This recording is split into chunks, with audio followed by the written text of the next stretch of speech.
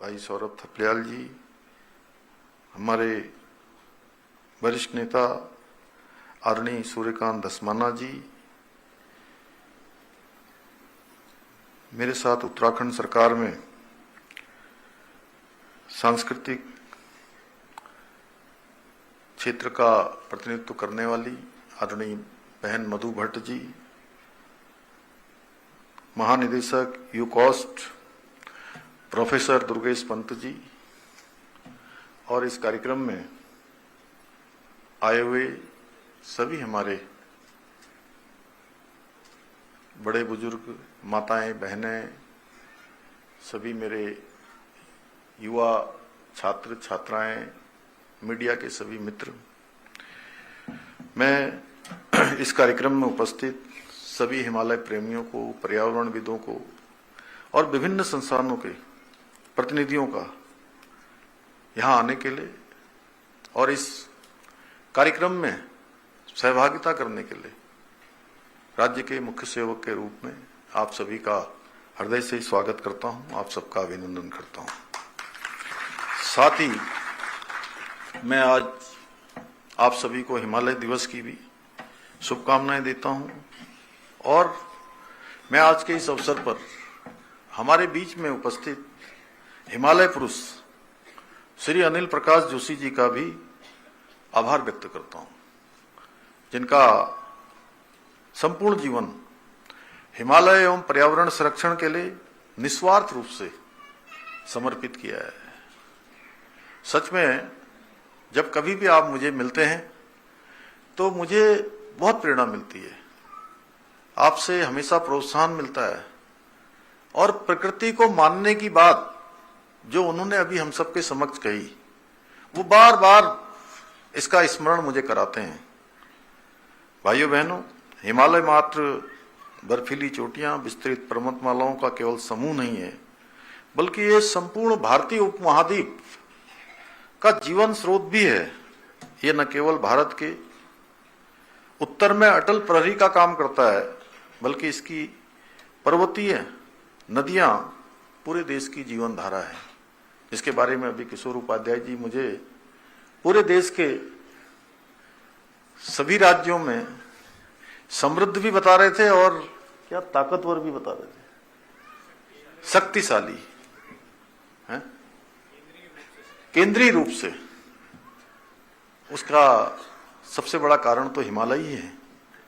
सबसे बड़ा हमारा 70% से अधिक भूभाग जो वनों से आच्छादित है, नदियों से आच्छादित है, हिम ग्लेशियरों से आच्छादित है और देवों की कृपा से भी आच्छादित है। क्योंकि जहां आप जाएंगे पूरे राज्य के अंदर आपको वनों की एक बड़ी श्रृंखला दिखाई देगी, पर्वतों की श्रृंखला दिखाई देगी और इसके साथ साथ देवों के और देव स्थानों की भी एक बड़ी श्रृंखला जो कभी समाप्त नहीं होती है। जहां तक आप जाएंगे एक न एक देव स्थान भी आपको दिखाई देगा। तो जहां इतनी प्रकृति के द्वारा दिए हुए इतने सारे उपहार हों, प्रकृति द्वारा प्रदत्त इतना आशीर्वाद हो, तो सच में मैं आपकी बात को मान लेता हूं कि हम सब, मैं अकेला नहीं, हम सब पूरे देश के अंदर सबसे समृद्ध और सबसे शक्तिशाली लोगों में से है। देवभूमि उत्तराखंड का एक एक जन, जो केवल आपने मुझे उद्धृत किया है, मैं ये हर एक उत्तराखंड वासी को उद्धृत करता हूं, हर एक हिमालय वासी को उद्धृत करता हूं।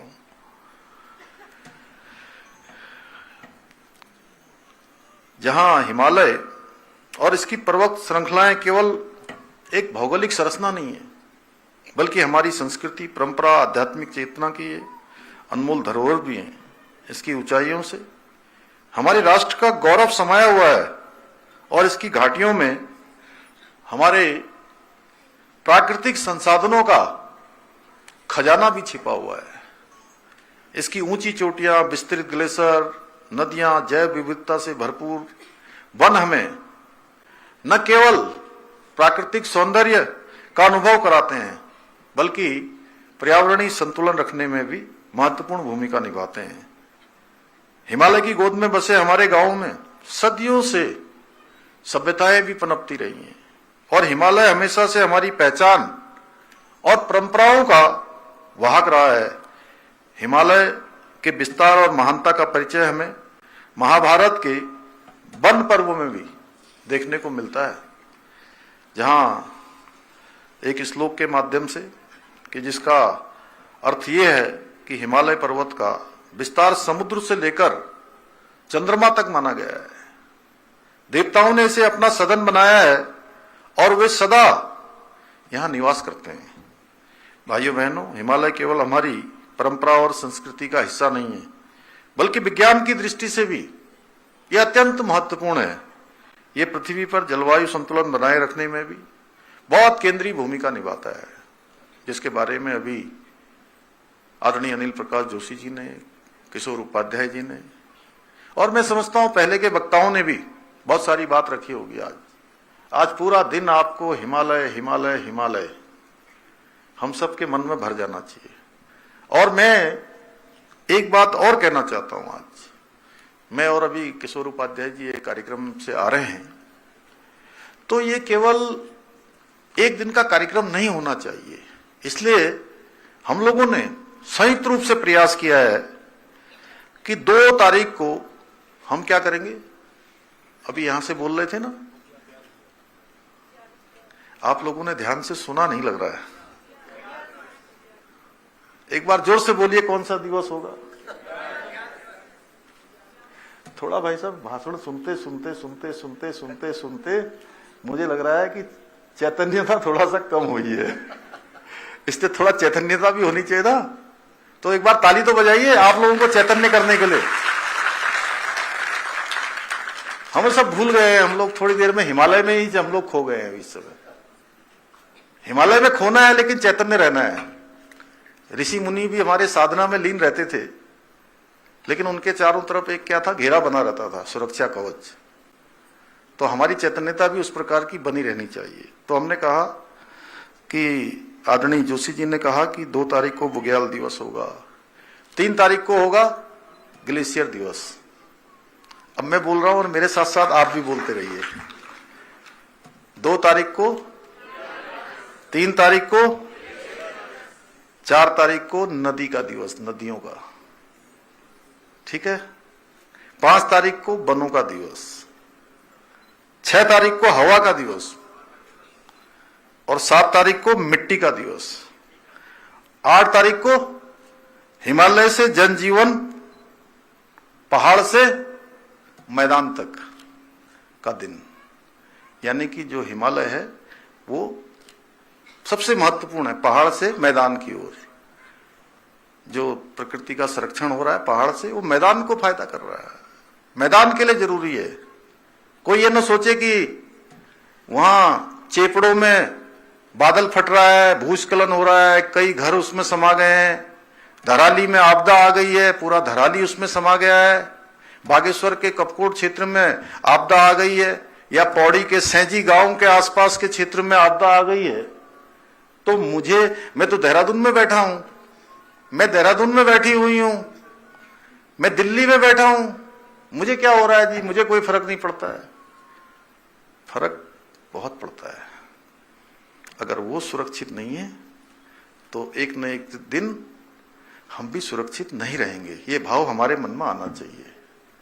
जब ये भाव हमारे मन में आएगा तो हम हिमालय के, प्रकृति के, नदियों के, जल के, हवा पानी सबके संरक्षण के लिए हम काम करेंगे। और छोटी छोटी आदतों में, दिनचर्या में, रोज के दैनिक जीवन में हम इसका उपयोग भी करेंगे और लोगों को भी हम इस दिशा में प्रेरित करेंगे। अभी मैं आपको बताऊं कि इस वर्ष हम ये जो ग्लोबल वार्मिंग है, जिसके बारे में अभी डॉक्टर जोशी जी ने बहुत विस्तार से बताया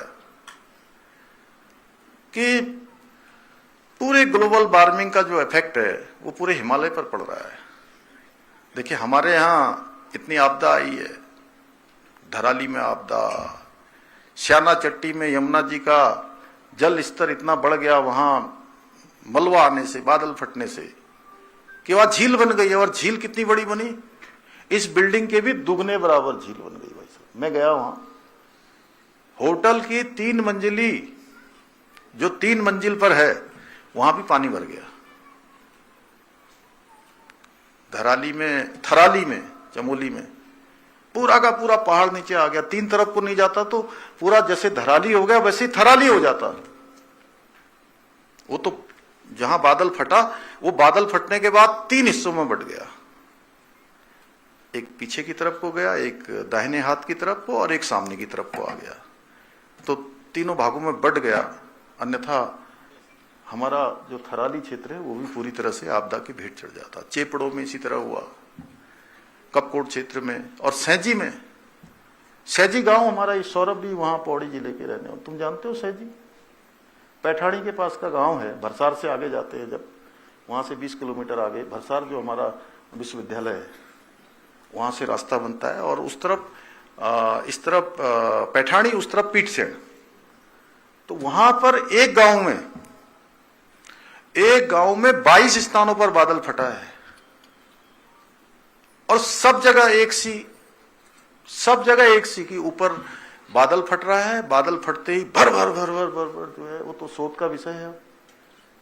एक प्रकार की आपदा, मैं आपके शोध के लिए भी बता रहा हूं, क्योंकि मैं सभी स्थानों पर लगभग मैं पहुंचा हूं।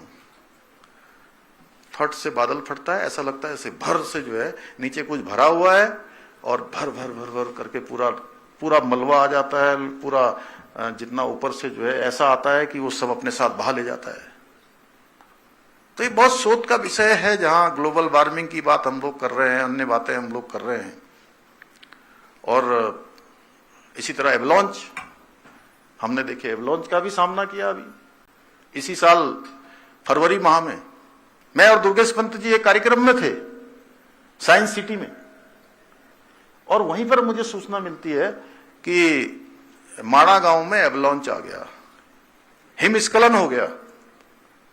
और हम सारे कार्यक्रम छोड़ के सीधे आपदा प्रबंधन केंद्र पर जाते हैं तो वहां पता लगता है कि 54 हमारे श्रमिक भाई जो वहां काम कर रहे थे वो एवलॉन्च की चपेट में आ गए। बहुत कठिन समय, बड़ा पीड़ादायक था, बड़ा चुनौतीपूर्ण था। हमने कहा ये कैसी आफत आ गई। गए, अगले दिन हम गए, धीरे धीरे जो है हमने उसमें से 46 लोगों को सुरक्षित हमने निकाल लिया। मैं वहां पर भी, एवलॉन्च में भी वहां पर पहुंचा।